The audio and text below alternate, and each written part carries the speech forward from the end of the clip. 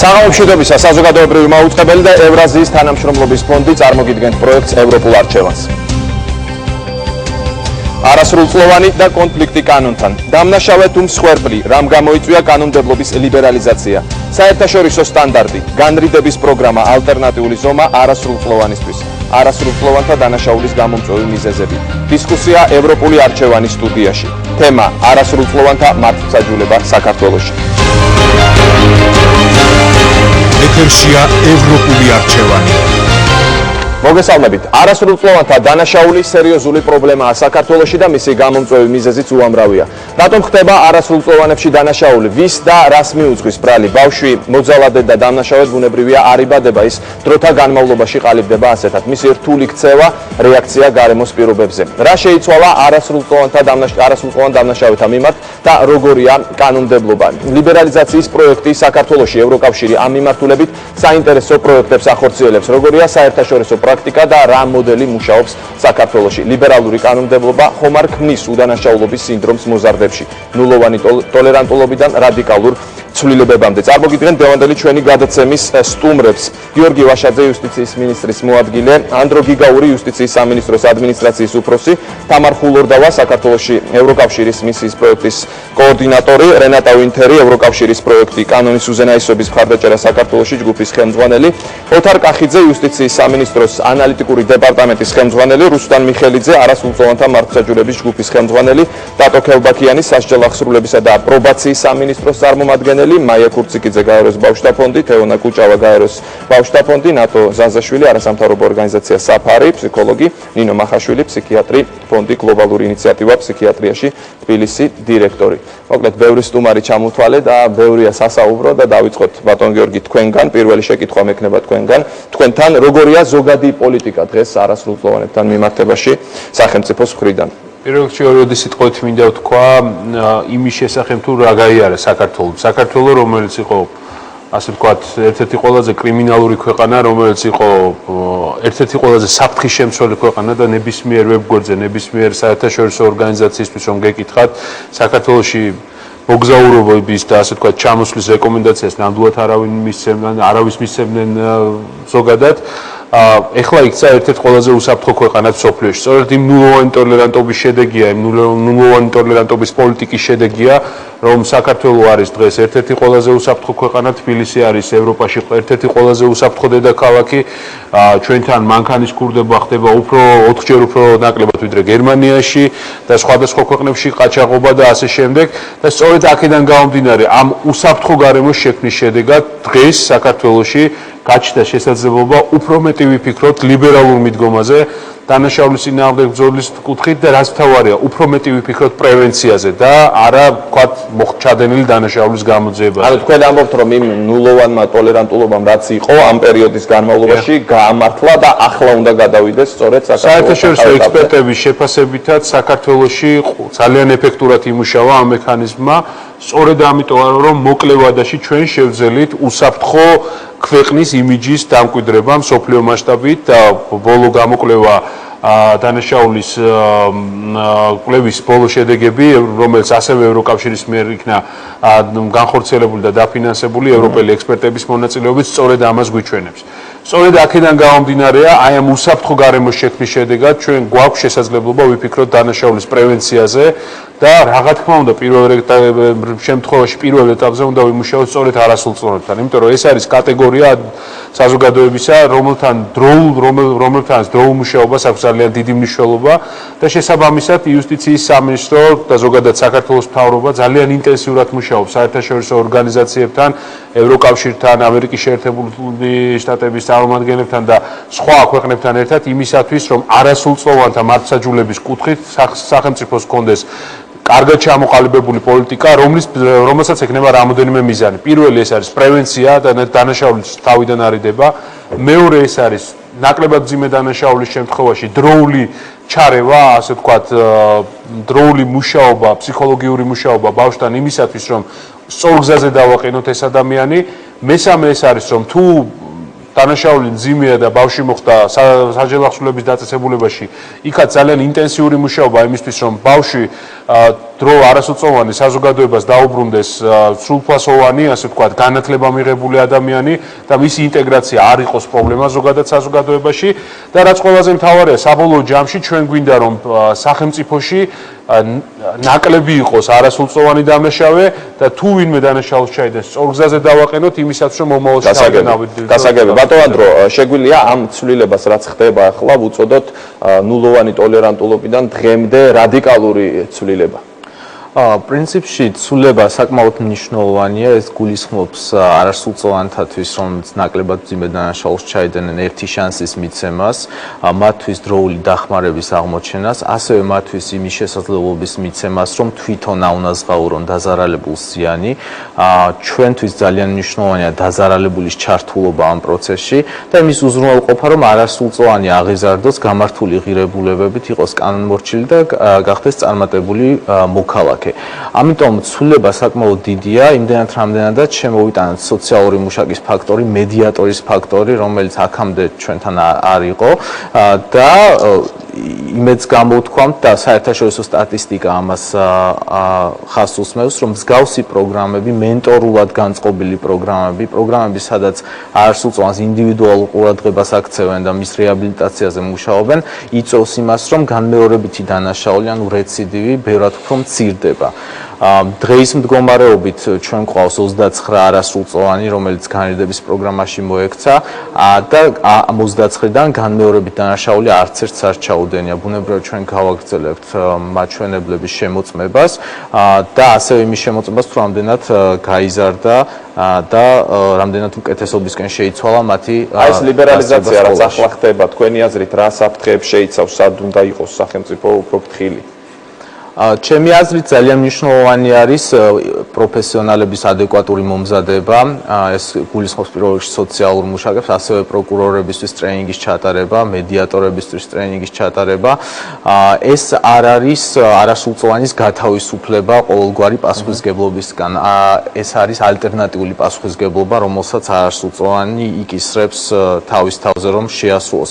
რისკი ბუნებრივია არსებობს იმისი, რომ არასრულწლოვანი არასერიოზულად მიუდგეს ამ პროცესს და შემდეგ კიდევ დაარღვიოს ის ხელშეკრულება, რომელსაც არასრულწლოვანთან დებთ. თუმცა ამ რისკის მეორე მხარეს გვაქვს ის პასუხისმგებლობა, რომელიც ამას შეიძლება მოყვეს. ამიტომ ჩვენ დიდ იმედს ვამყარებთ იმაზე, რომ არასრულწლოვანების დიდი რაოდენობა თუ ყველა არა, ძალიან გაგებით მოეკიდება იმ ერთ ჩანს, რომელსაც ხელისუფლება ამ შემთხვევაში პროკურატურა მათ აძლევს და განახორციელებს ყველა იმ ქმედებას, რომელიც ხელშეკრულებაში არის მოტანილი. გასაგებია, ქალბატონ თამარ, რა როლი აქვს ამ ყველაფერში, რაზეც ჩვენ ვსაუბრობთ ევროკავშირს? მოგესალმებით. ევროკავშირისთვის ერთ-ერთი პრიორიტეტული თემაა საერთოდ სისხლის სამართლის სისტემის რეფორმის მხარდაჭერა საქართველოში და აი ამ ზოგადი სისტემის რეფორმის ძალიან მნიშვნელოვანი ნაწილია არასრულწლოვანთა მართლმსაჯულების რეფორმა. ძალიან მნიშვნელოვანი ნაბიჯები გადაიდგა საქართველოს ხელისუფლების მიერ ამ მიმართულებით. შეიქმნა სტრატეგია, ეროვნული გეგმა, ასე ვთქვათ, აი ამ სისტემის რეფორმის და აი ამ რეფორმის განხორციელების გეგმას შეიძლება ითქვას მთლიანად მხარს უჭერს ევროკავშირი სხვადასხვა პროგრამებით. გარდა იმ პროგრამებისა, რომელსაც ჩვენ ვახორციელებთ, კონკრეტულად არასრულწლოვანთა მართლმსაჯულების სისტემის დახვეწა არის ერთ-ერთი მთავარი თემა, რომელიც ევროკავშირ საქართველოს დიალოგის ერთ-ერთი მთავარი საკითხიც არის. რეფორმის მიზანია, რა თქმა უნდა, ის, რომ რაც შეიძლება ნაკლები არასრულწლოვანი მოხვდეს სისხლის სამართლის სისტემაში და ის, ვინც მაინც მოხვდება ამ სისხლის სამართლის სისტემაში, მათი უფლებები იყოს მაქსიმალურად დაცული.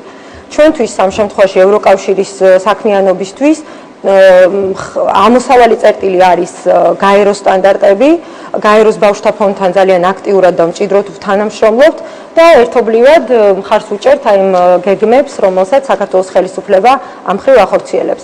ლიბერალიზაციის პოლიტიკას რაც შეეხება ზოგადად, ეს რა თქმა უნდა არის პოლიტიკა, რომელსაც აბსოლუტურად მხარს უჭერს ევროკავშირი, იმიტომ რომ საქართველოში არის გარკვეული კრიტიკის საგანი ის, რომ აი ამ რეპრესიულმა პოლიტიკამ ძალიან მკაცრმა მიდგომებმა სისხლის სამართლის სფეროში. აი ზუსტად ეს მაინტერესებს ევროკავშირის პოზიცია როგორი იყო, ვთქვათ, მანამდე, სანამ ეს ლიბერალიზაცია გამოცხადდებოდა.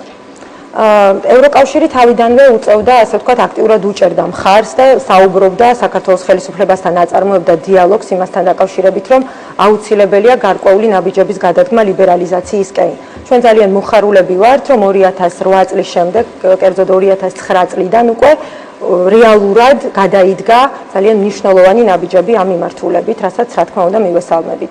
არასრულწლოვანთა მართლმსაჯულების სფერო, აქვე გეტყვით, არის ერთ-ერთი სფერო, რომელშიც პროგრესს, ანუ რომელშიც წინსვლას ძალიან კაფიოდ გამოხატავს და აღნიშნავს ევროკავშირი. მოგეხსენებათ, რომ ყოველწლიურად ევროკავშირი აფასებს მის პარტნიორ ქვეყნებში სამეზობლო პოლიტიკის გეგმის ფარგლებში შესრულებულ ქმედებებს და აი ამ გეგმის მიხედვით და ამ პროგრეს ანგარიშის მიხედვით, რომელიც სულ ახლახან გამოქვეყნდა, არასრულწლოვანთა მართლმსაჯულების სფერო ჩაითვალა, რომ არის ერთ-ერთი წარმატებული, რომელშიც ძალიან ბევრი სასიკეთო რამ განხორციელდა. ქალბატონ რენატას მინდა ვკითხო, როგორია საერთაშორისო გამოცდილება, რა შეუძლია ამის შესახებ გითხრას.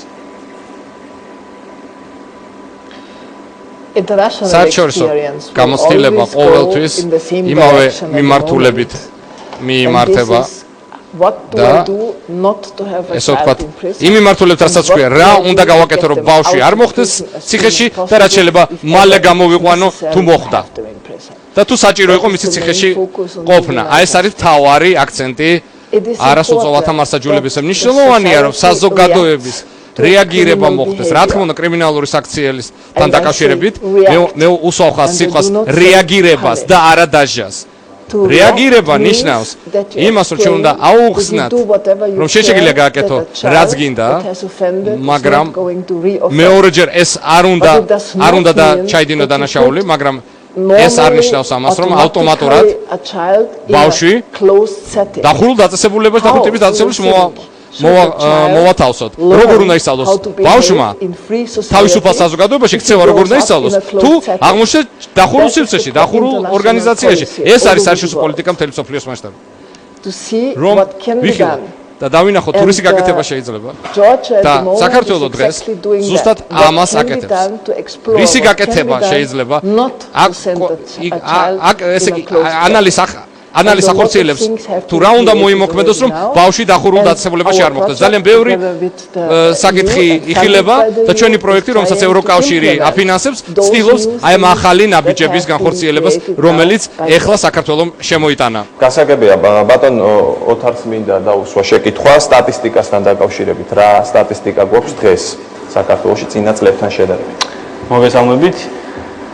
სტატისტიკა საკმაოდ იმედისმომცემია რამდენიმე მიმართულებით. პირველ რიგში უნდა აღინიშნოს, რომ ნარკოდანაშაული, რომელიც იყო განმაპირობებელი ძალიან დიდი ნაწილისა მთლიანად დანაშაულისა ქვეყანაში, ამ დანაშაულის წინააღმდეგ ბრძოლა ძალიან ეფექტურად მიმდინარეობს წლების განმავლობაში, რამაც გამოიწვია ნარკოტიკების მომხმარებელთა და ზოგადად ნარკოდამნაშავეთა ასაკის დაბერება.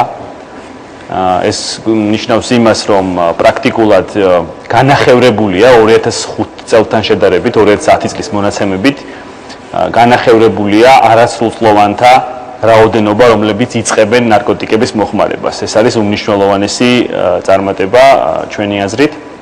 ამავე დროს მნიშვნელოვანად არის შემცირებული სკოლაში ძალადობის ფაქტები, რომელიც ხშირად გადაიზრდებოდა ხოლმე და გადაიზრდება დღესაც ზოგადად საფრთხის თემაა სკოლაში ძალადობა. ეს არის ძალიან მნიშვნელოვნად შემცირებული, ამავე დროს გაორმაგდა, ასე ვთქვათ, დაცულობის განცდა სკოლებში და ამავე დროს შემცირებულია ის დანაშაულები, რომელიც დაკავშირებულია ავტომობილის ნაწილების ქურდობასთან, ჯიბის ქურდობასთან, ძარცვასთან, ყაჩაღობასთან, რომელშიც ასევე მონაწილეობდნენ არასრულწლოვანები. მთლიანობაში შეიძლება ითქვას, რომ ტენდენცია დადებითია სხვადასხვა მიმართულებით და ეს აძლევს სახელმწიფოს იმის საშუალებას, რომ იფიქროს თუ რა ალტერნატიული გზებით შეიძლება დანაშაულის წინააღმდეგ ბრძოლა, იმიტომ რომ ამოცანა საბოლოო ჯამში არის საზოგადოების უსაფრთხოება. ამოცანა არ არის ის, რომ არასრულწლოვნები, თქვათ, არასრულწლოვან დამნაშავეებზე იზრუნოს სახელმწიფო. გასაგებია, მე მინდა ერთ საკითხს შევეხოთ, ეს არის ზღვარის დაწევა და შემდეგ ისევ აწევა. რით ახსნით ამას, რატომ მოხდა ეს თავის დროზე? თავის დროზე, ჩემი აზრით, ზღვარის დაწევა იყო უბრალოდ ნულოვანი ტოლერანტობის პოლიტიკის ინერცია, როდესაც მოხდა მრავალი მიმართულებით პოლიტიკის გამკაცრება, ამას თან დაერთო ჩემი აზრით იმ მომენტისთვის არ იყო ეს კარგად გააზრებული, კარგად შესწავლილი ამის საჭიროება ასაკის დაწევის, რაც გახლდა შემდგომში მიზეზი იმისა, რომ დაუბრუნდა იგი საწყის ნიშნულს. თუმცა ზღვარის დაწევის განმავლობაში არ ყოფილა შემთხვევა, როდესაც პასუხისმგებაში იქნა მიცემული 12-დან 14 წლამდე არავინ არ დაუჭერია. დიახ, იმიტომ რომ იქ იყო სპეციალური დათქმა, რომ სანამ არ აშენდებოდა დაწესებულება, სადაც მოათავსებდნენ ამ ტიპის არასრულწლოვანებს, მანამდე ეს მუხლი არ მოხდა. ამბობთ, რომ ეს არ იყო მაინც ბოლომდე გააზრებული, როდესაც ჩემი აზრით ესე იყო, იმიტომ რომ ჩვენ მექანიკურად გარკვეული საკითხების, მაგალითად თუ შევხედავთ სხვა ქვეყნებში, მაგალითად იგივე დიდ ბრიტანეთში არასრულწლოვანთა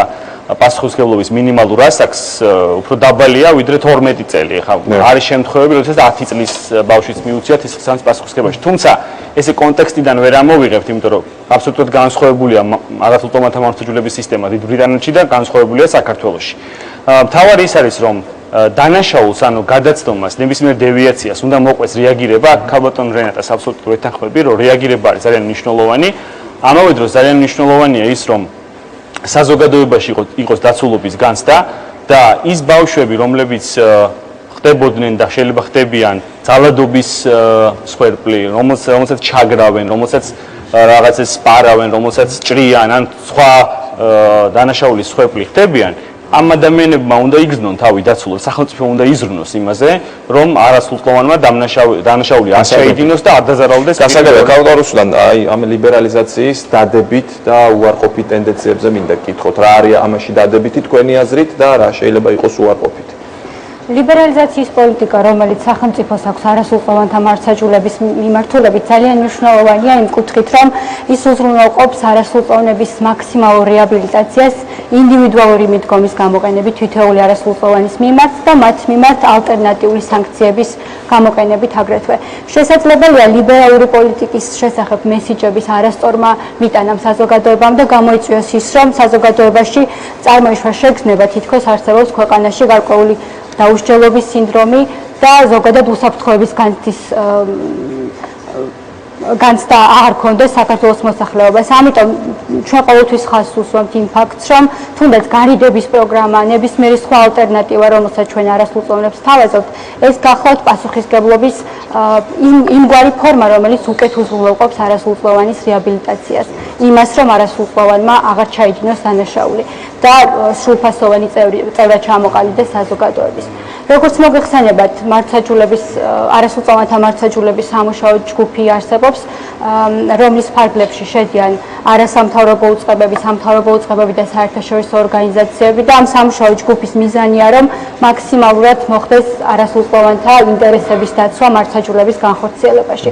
აგრეთვე უნდა ვეცადოთ, რომ მაქსიმალურად შევამციროთ არასრულწლოვანთა დანაშაულის რისკი და სწორედ ამ მიზნით ჩვენ ახლა ვმუშაობთ არასრულწლოვანთა დანაშაულის პრევენციის სტრატეგიაზე.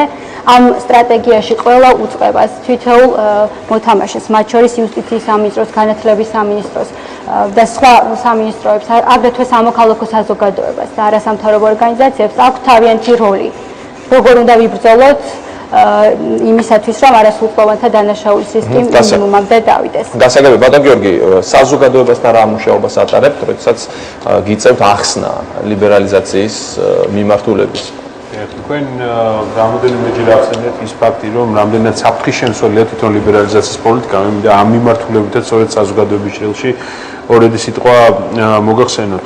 პირველ რიგში ჩვენ ნებისმიერ პროექტს, რომელსაც ვიწყებთ არასრულწლოვანებთან მიმართებაში, ფაქტობრივად ყველა ამ პროექტს ვიწყებთ პილოტაჟით, ანუ თავიდან ვაკვირდებით რამოდენიმე მაგალითს, ერთ-ორ მაგალითს, რამდენად ინტენსიურად მუშაობთ. ვაცნობთ ამას საზოგადოებას და ალბათ ახსოვს კიდეც საზოგადოებას ჩვენ სხვა რაიონებში ჩავდივართ, გვაქვს სპეციალური მაგალითად საზოგადოებრივი პროკურორის პროექტი, რომელიც დადის პროკურორები დადიან სკოლებში, აცნობენ სხვადასხვა საუბრობენ დანაშაულის თემატიკაზე, საუბრობენ ამ პრობლემებზე. გარდა ამისა, ჩვენ ჩავდივართ უმაღლეს სასწავლებლებში, მოსახლეობას ხვდებით და ვაცნობთ ხოლმე ხშირად ძალიან პროექტებს, რომელიც გვინდა დავიწყოთ.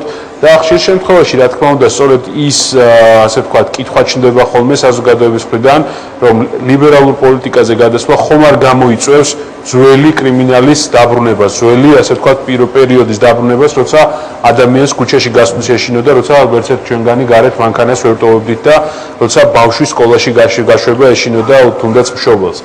ჩვენი პასუხია ამ შემთხვევაში, რომ ჩვენ ძალიან ფრთხილად ვეკიდებით თვითონ ლიბერალური პოლიტიკის ასე ვთქვათ განხორციელებას, რეალიზებას სახელმწიფოში. ჩვენ არ ვამბობთ, რომ აბსოლუტურად ყველა არასრულწლოვანი იქნება განრიდების პროექტში მიიღებს მონაწილეობას, ან აბსოლუტურად ყველა ასე ვთქვათ დანაშაულზე გვექნება მსგავსი მიდგომა. ჩვენ ვიწყებთ ჯგუფებით, ვთქვათ, უფრო ნაკლებად მძიმე დანაშაულით ვიწყებთ, ასევე ვაფასებთ შემდეგ რამდენად კარგ შედეგს ვიღებთ მოკლევადიან პერსპექტივაში. რა თქმა უნდა, ძალიან მნიშვნელოვანი იქნება 1 წელიწადში, 2 წელიწადში რა შედეგს მოგცემს ეს ყველაფერი.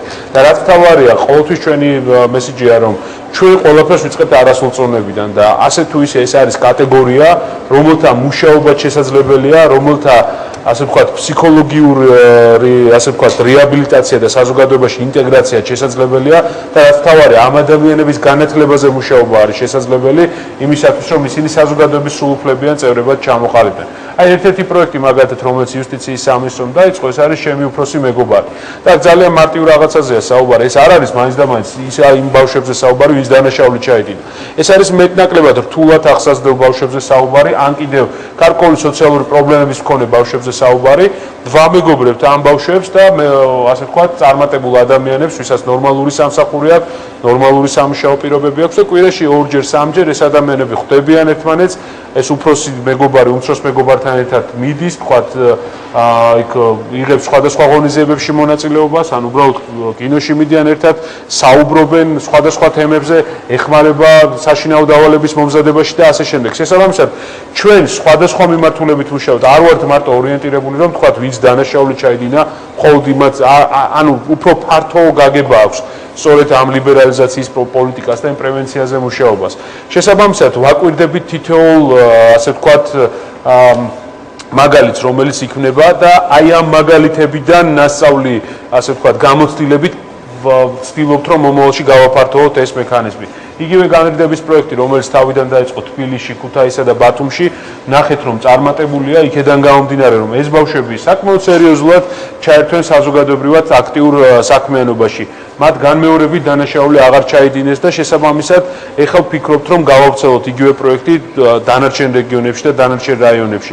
ამით ასე რომ ჩვენი პოლიტიკა არის ძალიან მოზომილი, გათვლილი წინასწარ და რაც თავარია, ჩვენ ნაბიჯ-ნაბიჯ ვფიქრობთ, რომ მივაღწევთ იმ ასე ვთქვათ მდგომარეობას, რაც არის ევროკავშირის წევრ ქვეყნებში, განვითარებულ ქვეყნებში და შესაბამისად ეს იქცევა საზოგადოების ცხოვრების წესი.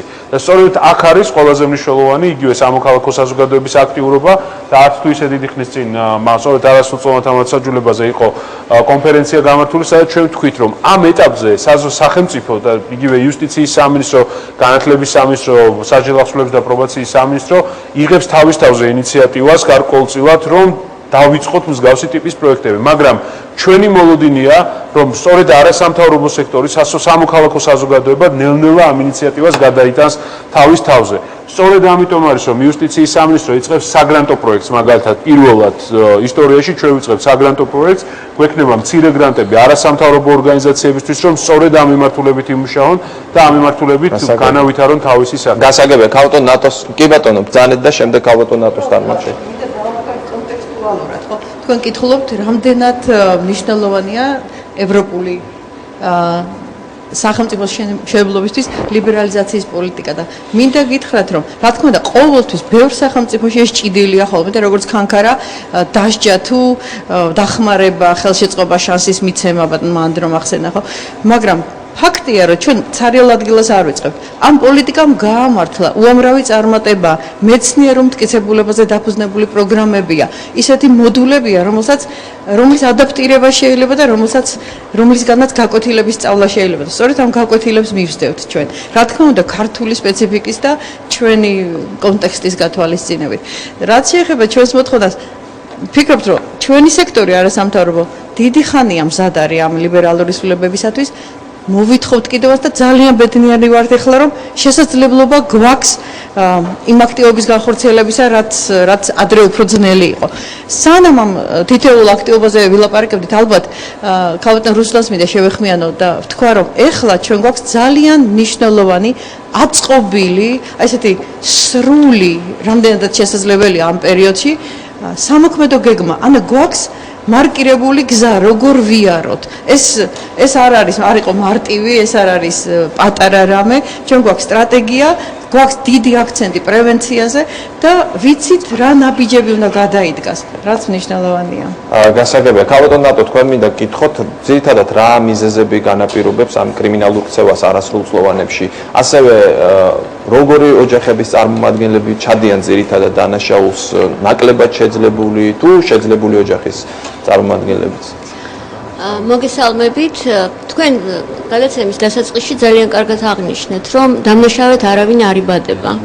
ანუ აბსოლუტურად გეთანხმებით, ბავშვზე დიდ გავლენას ახდენს გარემო და რისკ ფაქტორები მისი არსებობის ყველა დონეზეა. ანუ ოჯახში, ქუჩაში, სკოლაში, საზოგადოებაში, მასმედიაში, სახელმწიფოში, სამყაროზეც კი შეგვიძლია ვილაპარაკოთ, როცა თუ საუბარია რა ახდენს გავლენას ბავშვის ჩამოყალიბებაზე.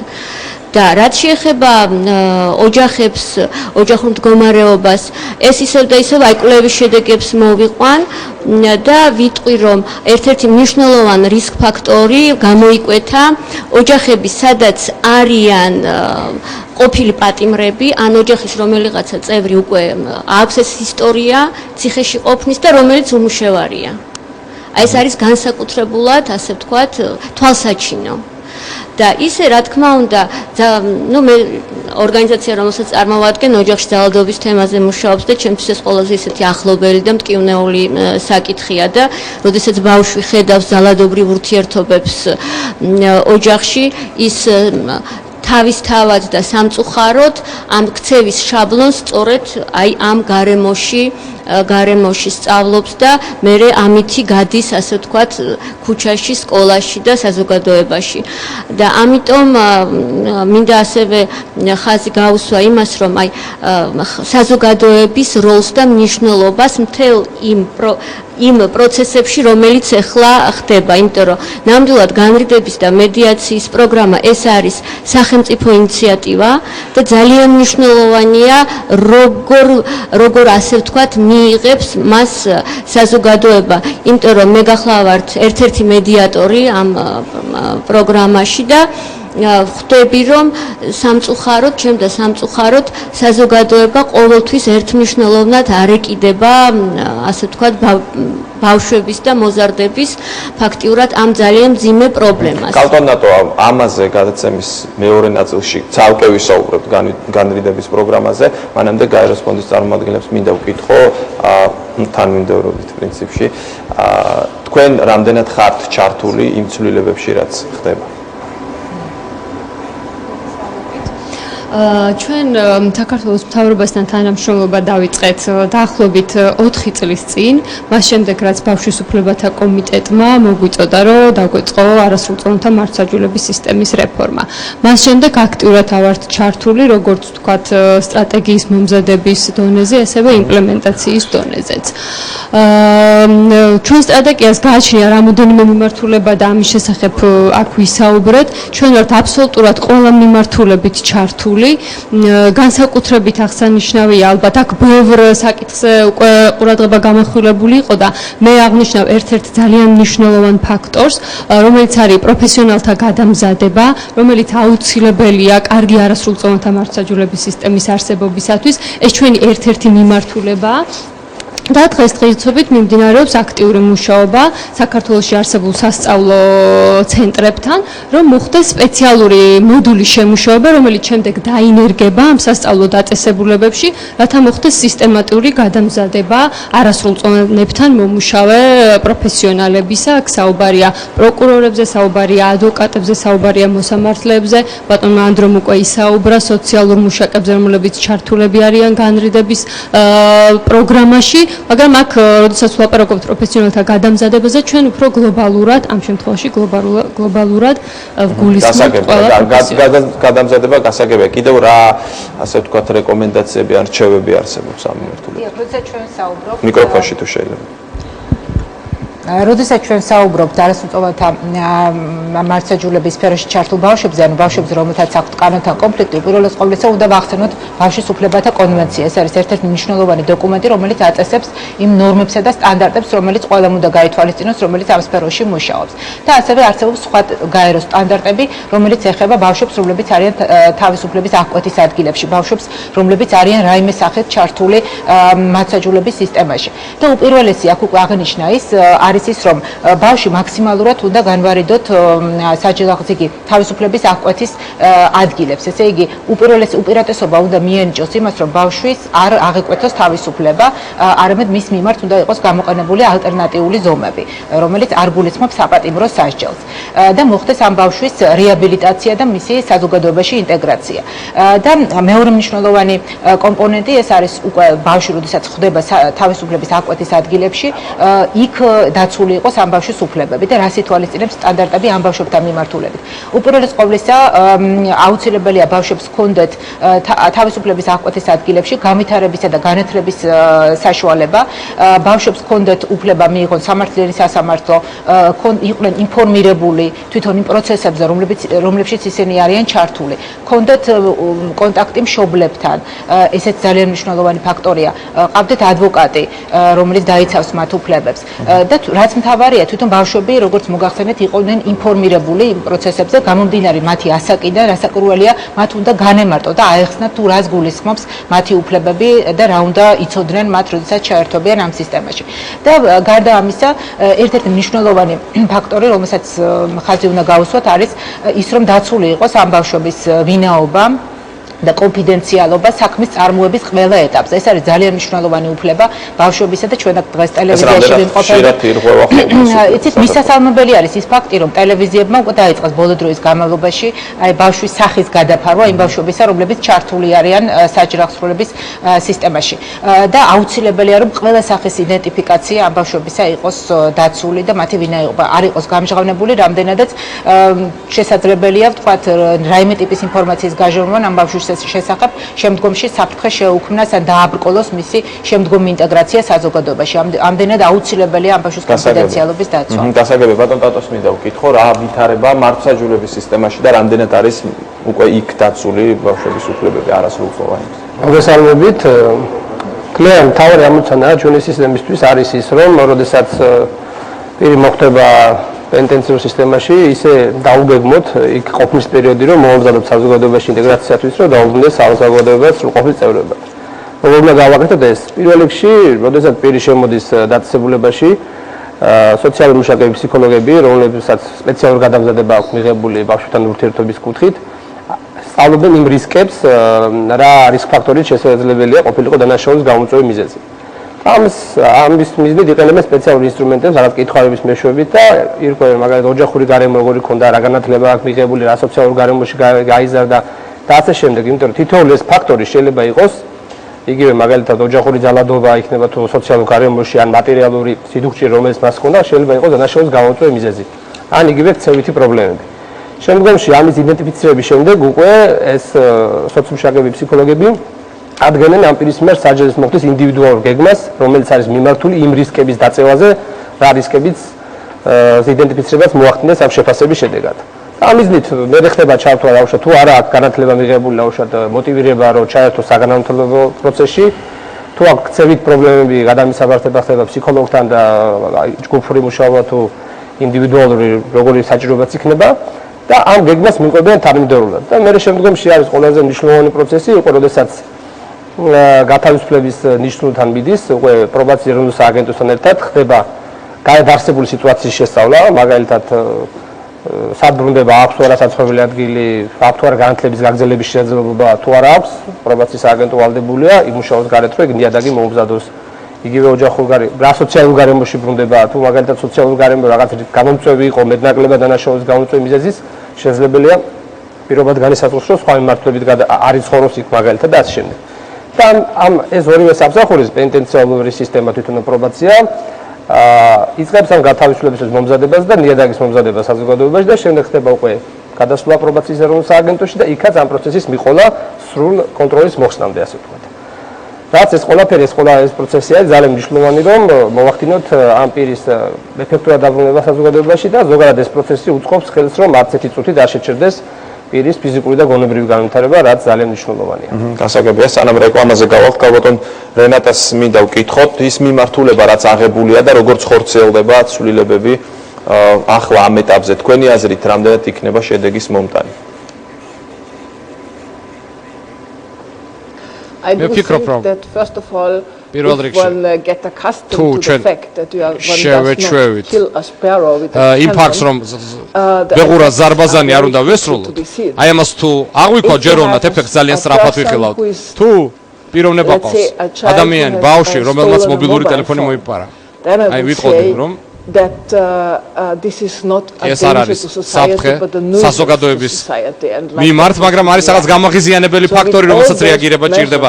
ყველა იმ ღონისძიებით, რომელსაც ჩვენ ვავითარებთ, ეს არის განრიდების პროგრამა, მედიაციის მეგობრის პროგრამა, უფროსი მეგობრის პროგრამა, საზოგადოების სასარგებლო სამსახურის პროგრამა, ყველა ეს საშუალება ხელს შეუშლის პრევენციას მოახდენს ბავშვის ციხეში მოხდენას. და თუ ვერ მოხდება ციხეში, დანაშაულის აკადემიაში არ ისწავლის, როგორ მოიქცეს უარესად ვიდრე მანამდე, მაგრამ ისწავლის, როგორ მოიქცეს უკეთესად. ბავშვი იდიოტი ნამდვილად არ არის. ბავშვი ესმის და ბავშვს კარგად საკმაოდ სწრაფად აღიქვავს. ყველაფერს ამას. თუ თქვენ აი რაღაცა გატეხეთ, ფანჯარა გატეხეთ და ეხლა ეს უნდა გააკეთო, ესე ვთქვათ და ჩააყენო. აი ესეთი სამუშაოს შემდეგ მეორეჯერ გატეხავ შუშას? ალბათ არა. და თუ გატეხეთ შუშა და ციხეში არ წახვალ, დაუშვათ. უბრალოდ თუ გეტყვი რომ ციხეში წადი, ამისთვის ხომ მეორეჯერაც გატეხავ. ეს და ჩემს მიმართ ძალიან ცუდ დამოკიდებულებას გამოიმუშავებ. ანუ ყველაფერს რასაც ვაკეთებთ ეხლა ხელს შეუშლის ბავშვების ჩამოყალიბებად რეალურ დამნაშავედ. როგორც იყო ნათქვამი, ბავშვი არიბადება დამნაშავედ და თუ არ იქცევა შესაბამისად ამას შევაჩერებ, აუხსნით და მივცემ შანსს. როგორი ყველა შესაძლებლობის გამოყენებით, ასე ვთქვათ, ყველა შანსის გამოყენებით, არ გვეყოლება ბევრი ბავშვები ციხეებში, მაგრამ რეალურად პრობლემურები და თუ ეს მცირე რაოდენობა იქნება ბავშვების ციხეებში, აი აქ უკვე შეუძლებთ მათთან ცვლილების, ესე ვთქვათ, რაღაც მიღწევას. და როცა უზარმაზარი რაოდენობა, როგორ უნდა ვიმუშაო მათთან? ეს იქნება რაღაც ფაბრიკასავე დამნაშავეთა და მცირე რაოდენობა თუ თქვენ კონცენტრაციას მოვახდენ და რაღაც ეფექტის მიღწევა შეუძლებთ. აი პრობაციის ოფიცერი, რომელიც მუშაობს ბავშვთან, აი ეს იგი დაეხმარება ბავშვს და თუ პრობაციის 500 საქმე აქვს დაუშვათ, ერთსაც ვერ დაეხმარება. ესე არ არის? აი ეს არის ლოგიკური დასკვნა და ყველა ამ საშუალებები და არა მხოლოდ ერთი ჩვენ შეგვიძლია ერთი ჩამოთვლილი, ესე ვთქვათ, ღონისძიება ავირჩიოთ.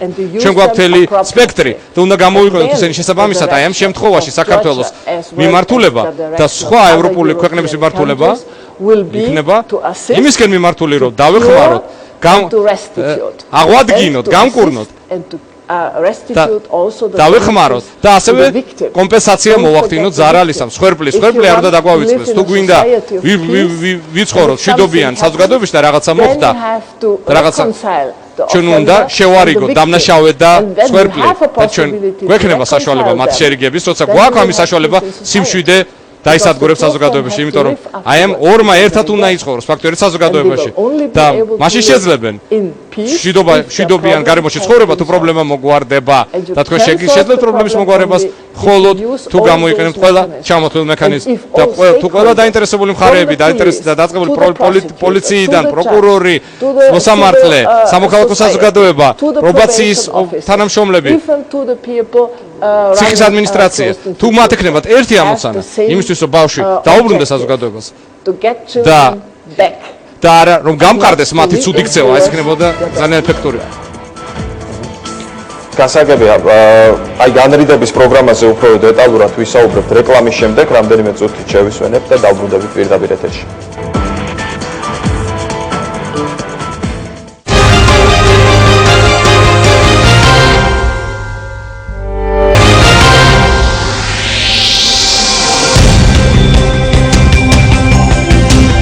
გადაცემა ევროპული არჩევანი კვლავ პირდაპირ ეთერშია. ჩვენ რეკლამაზე გავედით მაშინ, როცა ვსაუბრობდით არასრულწლოვანთა თავისუფლების აღკვეთის მინიმუმამდე დაყვანაზე. ხო, ალბათ რუსთან თქვენ გსურდათ რაღაცის თქმა, გისმენთ. გამოვხმაურები ქალბატონი რენატეს კომენტარს პატიმრობის მინიმუმამდე დაყვანის თაობაზე. მართლაც ეს გახლავთ ის პრინციპი, რომელიც წითელ ხაზად გასდევს ჩვენს პოლიტიკას, ჩვენ სტრატეგიასა და სამოქმედო გეგმას არასრულწლოვანებთან მიმართებაში. თუმცა აქვე უნდა აღინიშნოს, რომ თავისუფლების აღკვეთის მინიმუმამდე დაყვანა, ანუ პატიმრობის შემცირება არ უნდა განხორციელდეს საზოგადოების უსაფრთხოების ხარჯზე. ზოგჯერ არის ხოლმე ესეთი შემთხვევები, როდესაც გვაქვს მოძალადი არასრულწლოვანთან და ამ დროს საჭირო არის მისი იზოლაცია საზოგადოებიდან. სწორედ ამიტომ ბატონმა ტატომ ისაუბრა სასჯელ ახსულების დაწესებულებებში არსებობს ისეთი პროგრამები, რომლებიც უზრუნველყოფს ამ არასრულწლოვანთა გამოსწორებას, მათ მიერ ჩადენილი ქმედების მავნებლობის გააზრებას, მათზე აღზრდელობით ზემოქმედებას და ამ გზით მათ დაბრუნება საზოგადოებაში, რათა მათ ხელახლა არ ჩაიდინონ დანაშაული. ჩვენი მთავარი ამოცანა სწორედ ეს არის. გასაგებია, გაუტენინო. ძალიან საინტერესო და მნიშვნელოვანი კვლევაა, რომელსაც ბევრი ქვეყანა ესესხება ხოლმე, ეს არის გაერთიანებული ერების დანაშაულისა და ნარკოტიკების სამსახურის კვლევა, რომელიც ამბობს და ძალიან მნიშვნელოვანი ასე ვთქვათ შეტყობინება ყველასთვის საზოგადოებისთვის, რადგან ეს ფაქტიურად დამოკიდებულებას ცვლის, რომელიც გვეუბნება, რომ მოზარდები საზოგადოების ყველაზე მეტად კრიმინალური სეგმენტია. ანუ ყველაზე მეტ დანაშაულს მოზარდი ადამიანი ჩადის. ჩვენ ვთქვათ ფსიქიკური ჯანმრთელობის სპეციალისტებმა ვიცით რატომ ხდება ეს. ადამიანი თავის საზღვრებს სინჯავს. ადამიანმა არ იცის ჯერ თავისი ქცევის შორეული შედეგების შესახებ და ასე ბევრი მიზეზი აქვს ამას, მაგრამ ფაქტია, რომ ყველაზე აქტიურად კრიმინოგენული სექტორიდან, სეგმენტიდან ეს მოზარდები უმეტესობა ძალიან ღირსეულ და ძალიან მნიშვნელოვან ადამიანად ყალიბდება საზოგადოებისათვის. ეს ისეთი ფაქტია, რომელიც ასე ვფიქრობ, რომ პარადიგმას ცვლის. თუ ადამიანს შეხედავ როგორც პოტენციურად არც ვიცი, არადამნაშავეს, მართალია შეიძლება ჩაიდინოს შეცდომა, მაგრამ ეს შეცდომა არ უნდა იყოს მისი ცხოვრების ბედის და გზის განმაპირობებელი. ძალიან სიმპათიურ მოსამართლეს ვიცნობდი, რომელიც არ დაერიდა და როდესაც ამ რეფორმებზე საუბარი დავიწყეთ, თქვა, რომ მე ახალგაზრდობაში ჩემი უბნის ბიჭებთან ერთად რამდენჯერ რაღაც წვრილმანი დანაშაული ჩამიდენიაო. მაშინ რომ მე დავეჭირე სისტემას და ასე ვთქვათ, ციხეში გავეშვი, მე აღარ ვიქნებოდი ის, ვინც მე ვარ. რა თქმა უნდა, ჩვენ პასუხისმგებლობა უნდა ავიღოთ, მაგრამ ის, რომ ბევრი ადამიანი ჩადის შეცდომას და ჩვენი შვილები, ჩვენი ძმები, ჩვენი დები ამ შეცდომის შეიძლება მსხვერპლნი აღმოჩნდეს სამუდამოდ, აი ამის გამოსწორებას ემსახურება ეს გადაცემაც. და ყველაზე მნიშვნელოვანი ის არის, რომ ამის გამოსწორებაში რაც უფრო ფაქიზად ჩავერევით, რაც უფრო გაცნობიერებულად ჩავერევით, მით უფრო კარგ შედეგს მივიღებთ, მაგრამ მარტო ჩვენ საკმარისი არ ვართ. გარემო არის ძალიან მნიშვნელოვანი.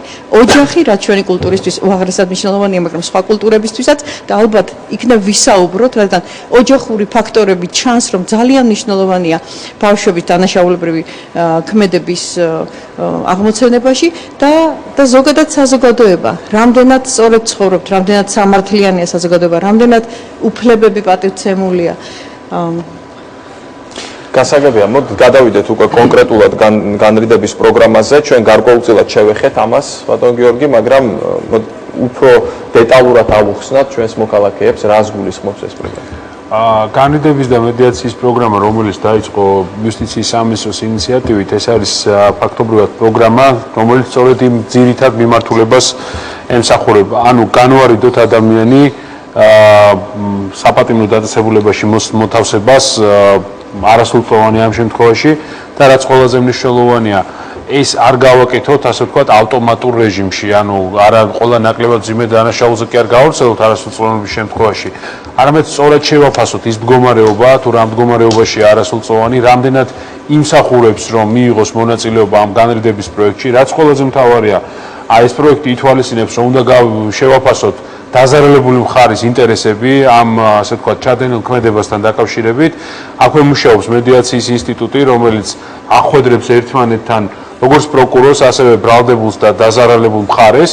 ჩართული არის ფსიქოლოგიც ამ პროცესში და საბოლოო ჯამში თუ ყველა მხარე თანხდება, ფონდება ხელშეყოლება, ასე ვთქვათ, დაპირების სახით, რომ არასრულწლოვანი გარკვეულ ქმედებას შეასრულებს დაზარალებული სასარგებლოდ, რითაც ის შეეცდება, რომ თავის მის მიერ მიყენებული ზიანი გამოასწოროს და ასე ვთქვათ, შევახული უფლება აღადგინოს, რომელიც დაზარალებულს მიადგა და მეორე მხრივ დაზარალებული რა თქმა უნდა მიიღებს ამ ასე ვთქვათ ქმედებას, როგორც ზიანის ანაზღაურებას და რაც ყველაზე მთავარია, ყველაფერი დაფუძნებული არის ისევ და ისევ არასრულწლოვანის არასრულწლოვანთან ფსიქოლოგიურ მუშაობაზე.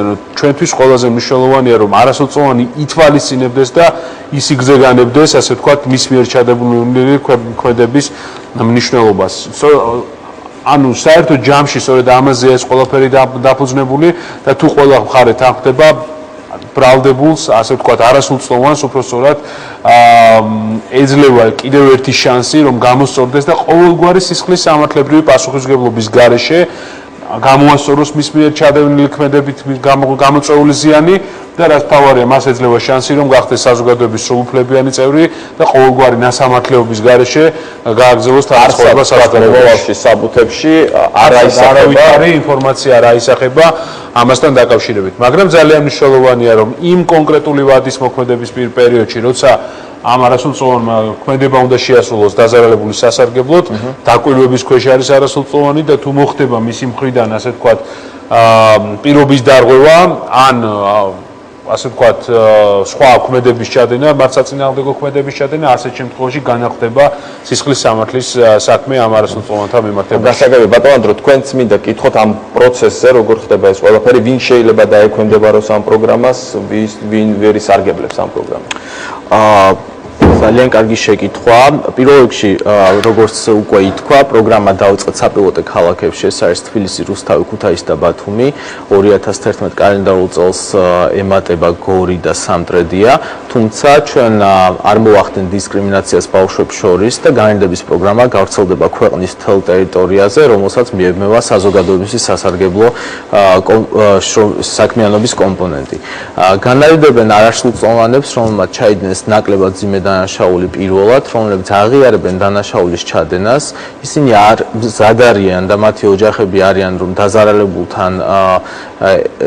დაზარალებულის მიმართ განახორციელონ ზიანის ანაზღაურება, თუმცა მაინც და მაინც მასტერიალურ ანაზღაურებას არ გულისხმობთ და არა მაინც და მაინც სრულ ანაზღაურებას, ეს შეიძლება იყოს ალტერნატიული ანაზღაურება, რაზეც ასევე ქონდა საუბარი და შემდეგ გამოიყენება არასრულწლოვანთა ჭეშმარიტი ინტერესების ტესტი, რომლის ფარგლებშიც უნდა განისაზღვროს თუ რამდენად კარგი იქნება განრიდების პროგრამაში მონაწილეობა არასრულწლოვანისთვის, ასევე საჯარო ინტერესის ტესტი, რომელიც რამოდენიმე კომპონენტზეა თავისთავად დაფუძნებული. ყველა ამ ტესტის შეფარდების შედეგად პროკურორი იღებს გადაწყვეტილებას და მხოლოდ შემდეგ უკვე ამ წარმოებაში ერთვება სოციალური მუშაკი, რომლის მოვალეობა შეისწავლოს თუ რა გარემოში უწევს არასრულწლოვანს განვითარება. რა იყო ის მიზეზი, რომელმაც განაპირობა არასრულწლოვანის მიერ დანაშაულის ჩადენა. ამ ყველაფრის კვლევა ჩვენ გვაძლევს ეფექტურ ინსტრუმენტს იმისათვის, რომ დავგეგმოთ ღონისძიებები არასრულწლოვანის რეაბილიტაციას. მე მინდა დანაშაულის ტიპებზე ვისაუბროთ, რამდენიმე მაგალითი თუ შეგიძლიათ წარმოადგინოთ, რომლის ჩადენის შემთხვევაში შეიძლება მოხდეს განრიდების პროგრამა. ეს შეიძლება იყოს ქურდობა, ძირითადად არის ქურდობა, ხულიგნობა, სხვა ნაკლებად მძიმე დანაშაულები, როდესაც ზიანი განსაკუთრებით დიდი არ არის. ამ შემთხვევაში ჩვენ ვესაუბრებთ არასრულწლოვანს და მის ოჯახს, მათი თანხმობის შემთხვევაში და არავინ არ არის ვალდებული ამ პროგრამაში მონაწილეობა მიიღოს, თუმცა ეს პროგრამა არის ძალიან მნიშვნელოვანი რეაბილიტაციისთვის და ჯერჯერობით არ ქონია შემთხვევა, როდესაც არასრულწლოვანს ან მის ოჯახს უარი ეთქვას. შემდეგ ასევე არის დიალოგი დაზარალებულ თან დაზარალებულისთვის ძალიან დიდი მნიშვნელობა აქვს ამ პროგრამაში მონაწილეობას, ვინაიდან თუ პროგრამაში მონაწილეობას იღებს, ის აღარ არის ვალდებულია, რომ სასამართლოში ყავდეს ადვოკატი, მისცეს ჩვენება და უფრო დიდი არის საშუალება იმისა, რომ ზიანი აუნაზღაურდეს დაზარალებულს. ეს განმეორებითი დანაშაულის დროს არ ვრცელდება? არა, განიდებაში არასრულწლოვანს მონაწილეობა შეუძლია მხოლოდ პირველად ჩადენილი დანაშაულისთვის, არ შეიძლება განმეორებით დანაშაულისთვის განიდებაში მონაწილეობა, როგორც უკვე ვთქვით, ეს არის ერთი შანსი თითოეული არასრულწლოვანი. თუ კი ბატონო, რომ მაგალითად მშობელს მიაჩნია, რომ უნდა ჩამჯდარიყო განრიდების პროგრამაში, მაგრამ ასე არ მოხდა. რაიმე გასაჩივრების მექანიზმი არსებობს თუ რა ხდება ამ შემთხვევაში? მიმდინარეობს მშობლის კომუნიკაცია პროკურორთან, მხოლოდ პროკურორი არის უფლებამოსილი მოახდინოს განრიდება. პროგრამის მენეჯმენტი პროკურორის გადაწყვეტილებებში არ ერევა და ძალიან დიდი მნიშვნელობა ენიჭება თვითონ არასრულწლოვანს, მის მიერ ჩადენილ დანაშაულს, დაზარალებულის ინტერესს ამ დანაშაულში და ბუნებრივია საერთო მიზანი ჩვენი ყველასი არის, რომ ეს არასრულწლოვანი დადგეს წარმატებული მოქალაქის. სწორედ ამიტომ არის პროცესში ჩაბმული სოციალური მუშაკი და შემდეგ მედიატორი. განრიდების პროგრამაში უკვე 29 არასრულწლოვანი მონაწილეობს, როგორც უკვე გითხარით. დღეისათვის არ არის დაფიქსირებული არც ერთი შემთხვევა ხელშეკრულების დარღვევის და არც ერთი შემთხვევა ბუნებრივია განმეორებითი დანაშაულის. ჩვენ იმედს ვამყარებთ, რომ სტატისტიკას მეტნაკლებად შევინარჩუნებთ და უფრო მეტი წარმატებული არასრულწლოვანი დაუბრუნდება საზოგადოებას. თუმცა ალბათ ანუ ძალიან საინტერესოა ეს მაგალითები, როცა განრიდებული ადამიანები განრიდება, ასე ვთქვათ, განრიდებაში მონაწილე მხარეებმა სურვილს კი გამოთქვეს, კითხვაც კი იყო დასმული, შეიძლება თუ არა მომავალში ვიმეგობროთ. ეს ანუ დაზარალებული ვისაც ზიანი მიაყენა, მას უკვე სურვილი გაუჩნდა, რომ იმ ადამიანთან, ვინც დანაშაული ჩაიდინა და ითვალისწინებს რამე ვთქვათ შეხვედრას თუნდაც ამ პროგრამის ბუნებრივია, ყველა დაზარალებული არ არის მოხიბლული იმ ფაქტით, რომ მას მოუწევს არასრულწლოვანთან ურთიერთობა. თუმცა რომ დააკვირდეთ დაზარალებულის აღქმას პროცესის დასაწყისში და ბოლოს არის აბსოლუტურად განსხვავებული. თუ დასაწყისში დაზარალებული ფიქრობს, რომ არასრულწლოვანი არის ყველაზე უარესი ადამიანი, რაც კი დედამიწაზე არსებობს, ამ პროცესში მონაწილეობის დროს ის რეალურად გაიცნობს არასრულწლოვანს და მიმდინარეობს პირდაპირ დიალოგი. ის აღარ აგზავნებს არასრულწლოვანს ციხეში, არამედ გარკვეულწილად მონაწილეობას იღებს არასრულწლოვანის აღზრდაში. ამიტომ პროცესის დასასრულს, აი ნატოს შეუძლია კონკრეტული მაგალითები მოყვეს როგორც მედიატორს, მაგრამ მე მისხმავდა პროცესის დასასრულს ჩვენ გვაქვს მეგობრობა ძალიან ხშირად დაზარალებულს და არასრულწლოვანს შორის და სურვილი დაზარალებულის მხრიდან, რომ ამ არასრულწლოვანის განვითარებაში, აღზრდაში და მისთვის დადებითი ღირებულებების გადაცემაში კიდევ უფრო დიდი მონაწილეობა მიიღოს. გასაგებია, ქალბატონ თამარ, თქვენ მინდა გითხოთ, ძალიან დიდი დრო არ არის გასული პრინციპში, რაც დაიწყო ეს პროგრამა, მაგრამ თუ შეგვიძლია ვისაუბროთ პირველ შედეგებზე.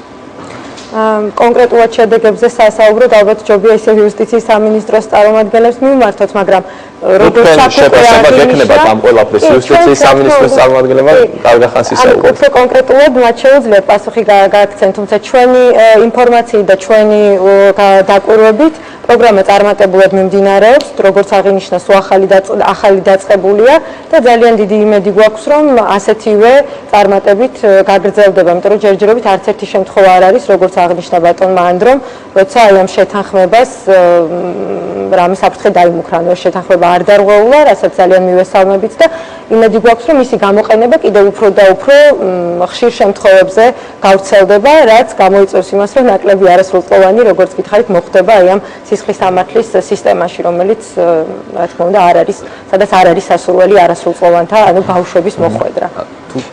მოდელი აღებული იყო რაიმე კონკრეტული თუ საქართველოსთვის შემუშავდა სპეციალური მოდელი?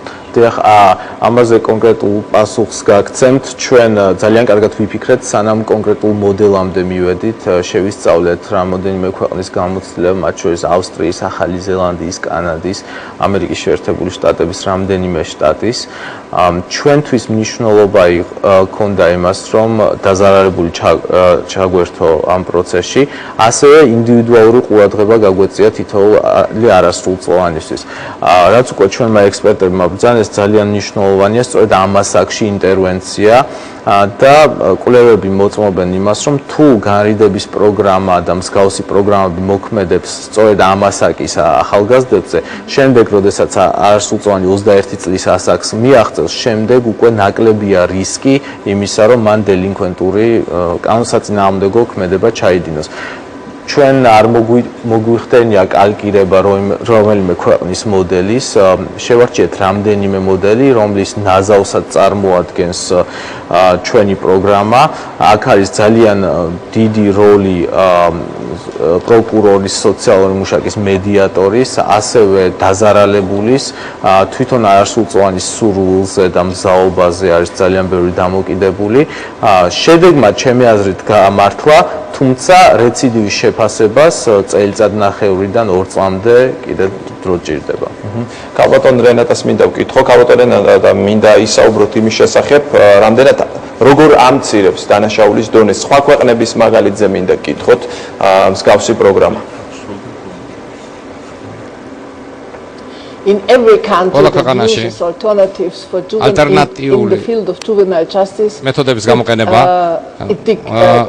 criminal behavior of children მასაჯულებაში ყველგან და ყოველთვის ამცირებს დანაშაულის დონეს. ყველა ქვეყანა სადაც ვიყიდე. ზოგიერთ შემთხვევაში პოლიტიკური მოვლენების ან რაღაც განსაკუთრებული მოვლენების გამო ზოგჯერ მცირედით იზრდება და სხვადასხვა მიმართულებით, როგორც ძალადობა დაუშვათ ოჯახში, ყველგან იზრდება პოლიტიკური დაძაბულობის ფონზე და ასე შემდეგ. შესაბამისად, ძალადობრივი ქცევებიც ბავშვებისა იზრდება. აი, ქურდობა მცირდება. იმიტომ რომ პროგრამა მუშაობს იმისთვის, რომ შეამციროს ყველა ქვეყანაში, სადაც იგი მოქმედებს დანაშაულის ზონაზე. არა მხოლოდ ევროპაში. ყველა ქვეყნებში, ყველა კონტინენტზე ასევე. გასაგებია, ქალბატონო, თქვენ თუ შეგიძლიათ გვესაუბროთ კონკრეტულ მაგალითებზე, როგორც მედიატორი. რა თქმა უნდა, უბრალოდ დავიცავ, რა თქმა უნდა, კონფიდენციალობის ფარგლებს. ძალიან უკვე 30-მდე განრიდებული ახალგაზრდა ყავს მოზარდი, ეს ჩემთვის ძალიან მნიშვნელოვანი რიცხვია, იმიტომ რომ ჯერ კიდევ 1 წლის წინ ამ ბავშვების ალბათ ნახევარი, ამ მოზარდების ნახევარი დაწესებულებაში აღმოჩნდებოდა.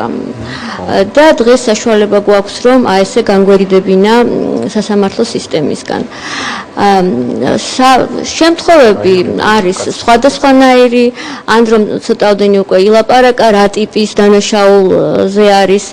ჩემთვის ყველაზე მნიშვნელოვანი არის ის პროცესი, რომელსაც მე ვაკვირდები, აი უშუალოდ ჩვენ ესე დავარქვით კონფერენცია, როდესაც შეხვედრა, ერთჯერადი შეხვედრა, სადაც ყველა მონაწილე, პროკურორი, სოციმუშაკი, მედიატორი, დაზარალებული, არასრულწლოვანი, ყველანი ერთად ვართ და მიუხედავად იმისა, რომ ფსიქოლოგი ვარ და ადამიანებთან მუშაობის საკმაო გამოცდილება მაქვს, არ მეგონა თუ მოკლე დროში ესეთი, ასე ვთქვათ, ეფექტური პროცესების თვითმხილველი გავხდებოდი.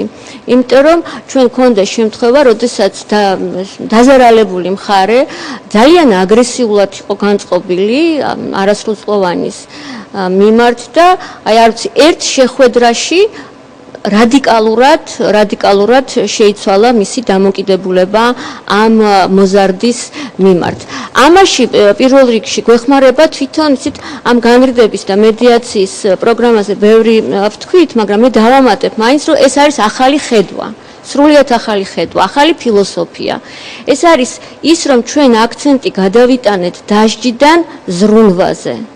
და არა მხოლოდ ზრუნვაზე, არამედ ჩვენ ვეხმარებით ამ არასრულწლოვან ადამიანს, მოქალაქეს, გააცნობიეროს ის პასუხისმგებლობა, რომელსაც ის მთელი თავისი ცხოვრება ატარებს.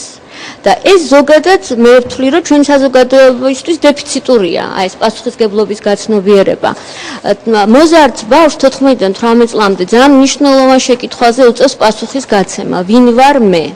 იდენტიტეტობის პრობლემა აქვს გადასაწყვეტი და ამიტომ დავუშვათ აი რომ ვინც ის ბავშვები რომლებიც დაწესებულებაში არიან და იქ უწევთ ხო აი მუშაობა ამ მხრივ არის მნიშვნელოვანი რომ არ უპასუხოს ამ შეკითხვას რომ მე ვარ ცუდი მე ვარ პატიმარი რომ ჩემი ცხოვრება ამით განისაზღვრება და ძირითადად აი მუშაობა ამ მიმართულებით მიდის.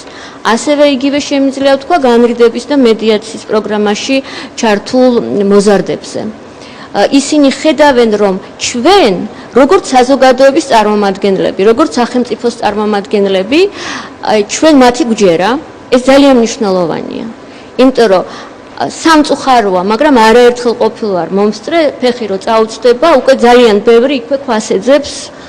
ხო, ესე იგი, ძალიან მტკივნეული, ასე ვთქვათ, მომენტია, მაგრამ ფაქტია.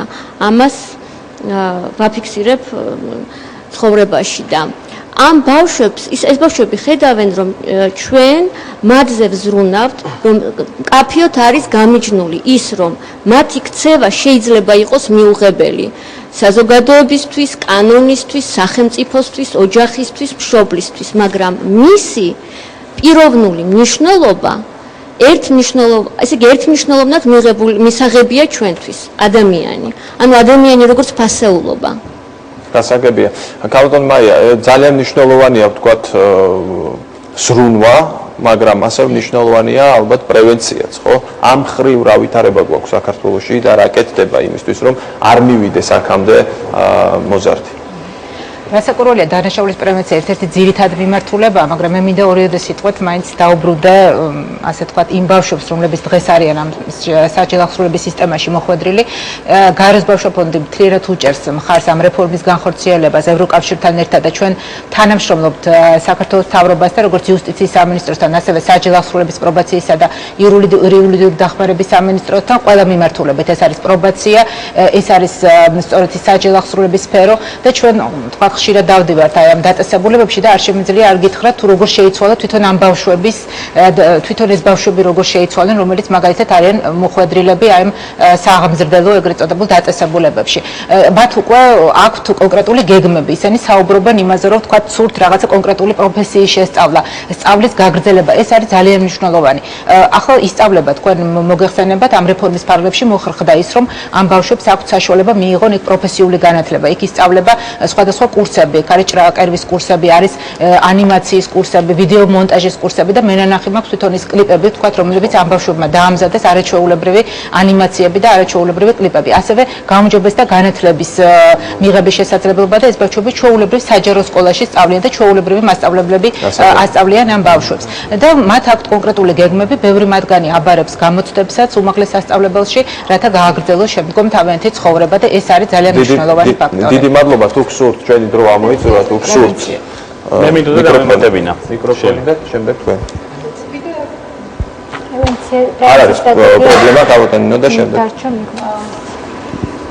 ვიტყოდი რომ ადრეული ჩარევა აღიარებული პრაქტიკაა რომ ამართლებს რაც უფრო ადრე ვიპოვით პრობლემას და რაც უფრო ადვილად რაც უფრო ადრე ჩავერევით და შევიტანთ დადებით მუხტს ოჯახში თუ ბავშვის განვითარებაში მით უფრო ეფექტურნი ვიქნებით სამწუხაროდ ეს სამსახურების ეხლა ვითარდება ჯერ ფეხზე არ დგას მაგრამ ძალიან მნიშვნელოვანი კარგი პილოტური მაგალითები გვაქვს ერთ-ერთი ამ სამსახურის წამომწყები ჩემი ორგანიზაცია და შემიძლია ვისაუბრო ისევ ევროკავშირის დაფინანსებით დაიწყო მისი მუშაობა ეხლა ვთქვათ ჰოლანდიის საგარეო საქმეთა სამინისტრო გვეხმარება და რამდენიმე ევროპული ქვეყნის საუკეთესო გამოცდილებას ასე ვთქვათ ვთარგმნით ქართულად ეს სამსახური გლდან ნაძალადების რაიონში მუშაობს და ეხმარება მაღალი რისკის ოჯახებს და მაღალი რისკის ბავშვებსა და მოზარდებს. რას ნიშნავს მაღალი რისკი? ჩვენმა ნატალიამ ახსენა ნაწილობრივ, მაგრამ სიღარიბეც ძალიან მაღალი რისკია. ძალიან ახალგაზრდა მშობელი რისკია, განქორწინებული ოჯახი და დანგრეული ოჯახი რისკია. ძალიან მრავალშვილიანი ოჯახი. ასევე რისკ ფაქტორს წარმოადგენს ოჯახი, რომლის, ვთქვათ, მშობელი დედა ან მამა საშოვარზე თუ საარჩევნო საბადებლის მოსაპოვებლად არის წასული და ბავშვები შესაბამისი ზრუნვის გარეშე არიან დატოვებული. რას აკეთებს ეს სერვისი? სერვისს აქვს ძალიან მნიშვნელოვანი, კარგად აშენებული რეფერალური ქსელი, ანუ ისინი ვინც პოულობენ ბავშვებს და გზავნიან. ეს არის პედიატრიც, ეს არის სკოლის მასწავლებელი, ეს არის სოციალური მუშაკი, ასევე სოციალური აგენტი, რომელიც თქვა სიღარიბის ზღვარს ქვემოთ ოჯახებს იკვლევს. ეს არის პოლიციაც. ანუ ძალიან ბევრი სააგენტო არის ჩაბმული იმაში, რომ სწორედ და დროულად იპოვონ საგანგაშო ნიშნები. ამის შემდეგ ხდება ბავშვთან მისვლა, ან ოჯახში მისვლა, ან ბავშვის მოსვლა ცენტრში, სადაც მუშაობენ ბავშვთა ფსიქიატრი, ბევრი კლინიკური ფსიქოლოგი, სოციალური მუშაკი, ფსიქოსომატოლოგი, ნევროლოგი და მიდის იმ ნიშანთვისებების ასე ვთქვათ, აღწერა, სადაც გვაქვს დეფიციტი, ან სადაც გვაქვს რესურსი. ძალიან უხეშად რო თქვა, ის რაც სარისკოა მისი შევსება ხდება და ის რაც დამცავია მისი გაძლიერება. გასაგები ბატონო, მოკლედ თუ შეიძლება და უნდა დავამთავროთ. კი ბატონო, აუცილებლად უნდა აღინიშნოს ორი პროექტი იუსტიციის სამინისტროს მიერ ასე ვთქვათ, მოფიქრებული და მათი განხორციელება უახლოეს ხანებში იგეგმება. პირველი ეს გახლავთ სკოლებში წარმატებული ადამიანების ვიზიტი და ბავშვებისთვის ასე ვთქვათ, იმის ჩვენება, რომ არჩევანი უნდა გაკეთდეს შრომაზე, სწავლაზე და არავინმეს დაჩაგვრაზე, არასხვის იქონების დაუფლებაზე და აქ ძალიან მნიშვნელოვანია ეს არჩევანის საკითხი, ვინაიდან ჩვენ ისე დავხატავთ სიტუაციას, რომ თითქოს ადამიანის ქცევას განაპირობებს მხოლოდ გარე ფაქტორები. ძალიან მნიშვნელოვანია თავად ადამიანის არჩევანი და როდესაც იწყება სისხლის სამართლის პასუხისმგებლობა, ეს ნიშნავს იმას, რომ ამ ხანიდან იწყება უკვე გარკვეული დამოკიდებულებები განსაზღვრულია, ბრალის საკითხი უკვე ვალიდური, ანუ შეიძლება ადამიანი პასუხისმგებელი იყოს საკუთარ ქმედებებზე. ამიტომ არჩევანს აკეთებს საბოლოო ჯამში მაინც არასრულწლოვანი. და ჩვენ უნდა მივაწოდოთ, ასე ვთქვათ, სხვადასხვა ალტერნატივები, რომ აი ამ გზითაც შეიძლება წასვლა და არ არის აუცილებელი წავიდეთ კანონდარღვევის გზით. ჯობია წავიდეთ კანონმორჩილების გზით, სწავლისა და შრომის გზით. და მეორე საკითხი, რომელიც უნდა აღვნიშნოთ, ეს არის განრიდება საზოგადოებრივად სასარგებლო აქტივობისთვის. უახლოეს ხანებში ჩვენ გავხსნით სპეციალურ ცენტრს, სადაც ის არასრულწლოვნები, რომლებიც ჩაიდენენ ნაკლებად მძიმე დანაშაულს და პროკურორი ჩათვლის, რომ მიზანშეწონილია განრიდების გამოყენება, გააციფრულებენ ლიტერატურას. ისინი წაიკითხავენ ლიტერატურას და შემდგომ ასახავენ მას კომპიუტერში, ანუ ისინი დაეუფლებიან კომპიუტერს, ისინი წაიკითხავენ ლიტერატურას და ისინი გააკეთებენ საზოგადოებრივად სასარგებლო სამუშაოს, ანუ გაამდიდრებენ ციფრულ ლიტერატურას. გასაგებია. ძალიან დიდი მადლობა, მოკლედ რა შეიძლება. უბრალოდ შეჯამებისთვის ვიტყვი, რომ რაში მდგომარეობს საბოლოო ჯამში სახელმწიფო პოლიტიკა არასრულწლოვანთა მომსაჯულების კუთხით, ვართ პრევენციაზე ორიენტირებულები, მუშაობთ სკოლებში, დავდივართ სკოლებში, ვესაუბრებით ბავშვებზე დანაშაულის პრობლემებზე, რთულ ასე ვთქვათ კატეგორიის ბავშვებთან ინდივიდუალურად მუშაობთ და სხვა პროექტებში ვთავთ იმისათვის, რომ არ ჩაიდინონ დანაშაული და თავიდან ავირიდოთ დანაშაულის ჩადენა. თუ არასრულწლოვანმა ჩაიდინა ნაკლებად მძიმე დანაშაული და ეს არის ნაკლებად მძიმე, მაშინ ვცდილობთ, რომ ამ ბავშვმა მიიღოს მონაწილეობა განრიდების პროგრამაში. რა თქმა უნდა, თუ მისი ფსიქოლოგიური მდგომარეობა ამის საშუალებას გვაძლევს და თუ ის არ უქმნის საფრთხეს საზოგადოებას და თუ აუცილებელია მისი საპატიმრო დაწესებულებაში მოთავსება, ასეთ შემთხვევაში არის სპეციალური პროექტები იმისათვის, რომ ბავშვი მომზადდეს, მასთან მუშაობს ფსიქოლოგი, მომზადდეს საზოგადოებისათვის, შეიძინოს გარკვეული ნარჩევები, ასევე განათლება, მიიღოს მონაწილეობა იგივე საერთო ეროვნულ გამოცდებში და მიიღოს ცოდნა საპატიმრო დაწესებულებაში და საბოლოო ჯამში ჩვენი მიზანია, რომ ნაკლები დანაშაული იყოს საზოგადოებაში, ნაკლები დანაშაულებრივი მენტალიტეტის მქონე ადამიანი იყოს საზოგადოებაში, იმიტომ რომ ყავდეს ნაკლები პატიმარი, გქონდეს ნაკლები დანაშაული და საქართველო იყოს ეკონომიკურად განვითარებული. გასაგებია, ძალიან დიდი მადლობა მინდა გითხრათ ყველა სტუმარს გადაცემაში მონაწილეობისთვის. კარგი ხანია უკვე გრძელდება ჩვენი საუბარი. მე მინდა ასევე დიდი მადლობა გადაუხადო ქალბატონ რენატასთან საუბრის წარმართვაში, თარგმანში, გვეხმარებოდა ბატონი გოგა ასკურავა. რეკლამის შემდეგ საინტერესო ფაქტები ევროკავშირის ისტორიიდან, რომის ხელშეკრულება 1957 წელი და ერაზმუსის საგანმანათლებლო პროგრამა. დაგველოდეთ რამდენიმე წუთში ჩვენ კვლავ პირდაპირ ეთერში ვართ.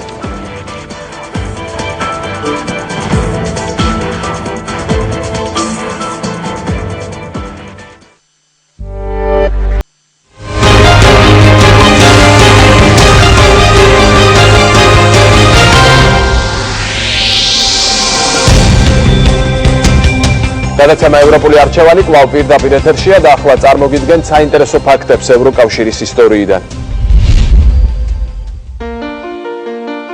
1957 წლის 25 მარტს რომში გაიმართა ხელმოწერის ცერემონია, რომელშიც ევროკავშირის 6 წევრი ქვეყნის, ბელგიის, საფრანგეთის, იტალიის, ლუქსემბურგის, ჰოლანდიისა და დასავლეთ გერმანიის მინისტრები იღებდნენ მონაწილეობას.